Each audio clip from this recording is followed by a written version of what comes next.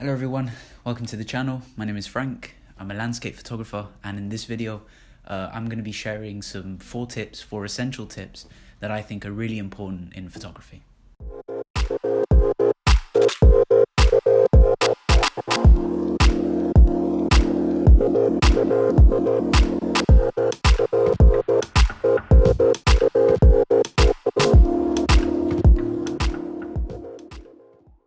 So I'm going to be explaining 4 things that I think are relatively overlooked, things that I think people don't consider when it comes to camera equipment, functionality, practicality, usage.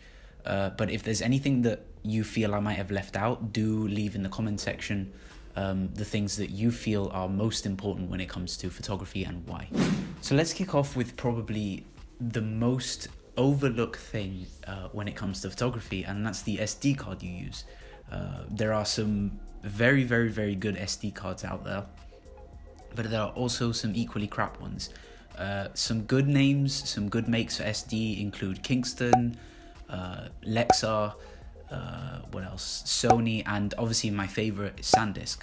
But yeah, SD cards are something that I believe people don't really consider but should.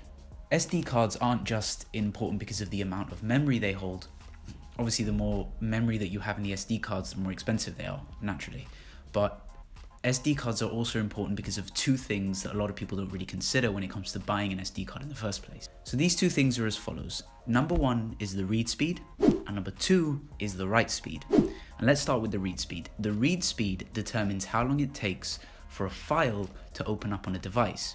In other words, if you're on the fly taking, pictures, of a basketball or a football game, for example, then you want to have an SD card that can deal with the camera's capacity to shoot high continuous photographs. You want to have an SD card that has a write speed that can deal with the camera's capacity to shoot very fast all the time. The read speed isn't something that you particularly notice as a photographer when you're shooting on the field. But it's super important when you're photographing, like action photography. You want to be able to have an SD card that has a read speed that is able to render your photographs pretty quickly, so you can move on to the next. The write speed is different. The write speed measures how long it takes to process those images between devices. A good SD card with a really good write speed will enable you to process the images between your camera to your computer much better, much faster, and a lot more smoother. The write speed isn't always the most important thing to consider, but when you want things to be done pretty quickly and you don't really want to waste too much time, especially if you're like a wedding photographer, for example, and you're trying to batch photographs ASAP, then something like a write speed can actually make the difference in terms of time. The second point that I think is an essential photography tip is the placement of your subject. And you're probably thinking right now, what a waste of a point. That is a very stupid thing to say, but to be honest, it's easier said than done. Subject placement is a really good thing to consider for those interested in wildlife photography. One of the things that really helped me when I started off in wildlife photography was to attempt to place the subject, the animal that I was photographing, on either side of the frame. This didn't just help me frame my subject correctly, but what it also did was help me understand their relationship, the animal's relationship, to the environment around them. I really do think it's good practice, and I suggest doing it. Point number 3 is something that I have started to do quite recently when shooting video, and that is manually adjusting my white balance. Manually controlling your white balance when it comes to video is super important. White balance mainly controls the color temperature on your camera.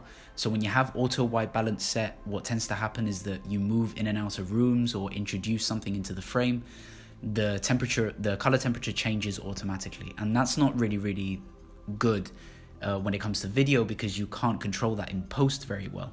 Manually controlling the white balance means that you have full control of the color temperatures when it comes to changing rooms, introducing subjects into the frame, or even recording yourself like I'm doing right now. Tip number 4, and the last point that I'm going to be introducing into this video, the last tip that I'm going to be introducing into this video is this, the camera strap. I assume by now all of you have a camera strap or 2. And it's a pretty useful piece of equipment, especially if you don't want to be carrying around your camera, you just want it around your neck and you can't be asked. However, if you find the camera strap pretty uncomfortable around your neck, you don't like carrying it, you do what I do, which is usually like wrap it around here and hold the camera like that to take pictures, which is super dumb because I can't tell you how many times I nearly dropped the camera because of that. It's not secure. The next thing I suggest is a padded wrist strap. A padded wrist strap is a super secure alternative to the regular wrist strap that you get when you buy a camera. Or if you've lost your wrist strap and you want to replace and you want to have a new type of wrist strap, something that's a bit more comfortable, something that's a bit different. I used to have one. Unfortunately, I lost mine a year ago. Great responsibility over here. But I really do suggest getting one because they're really, really comfortable. They're not that expensive. I'll also leave an image on screen at one point so you guys can have a look at what it's like. And it's a super useful and practical alternative to the regular wrist straps that you get when you purchase a camera. So I do hope some of these essential tips were useful. I mean, they were essential to me and they still are in some cases are essential to me, especially the SD card. I thought that was, in my opinion, the most important out of all of them. But do let me know in the comments if there is something else that I might have missed or if that you believe is something that is super important that I haven't mentioned. Leave it in the comments. I'll also leave an Amazon link to the wrist strap, the padded wrist strap that I did mention previously in the description down below, as well as all social links like always. But yeah, consider subscribing and I'll see you next time.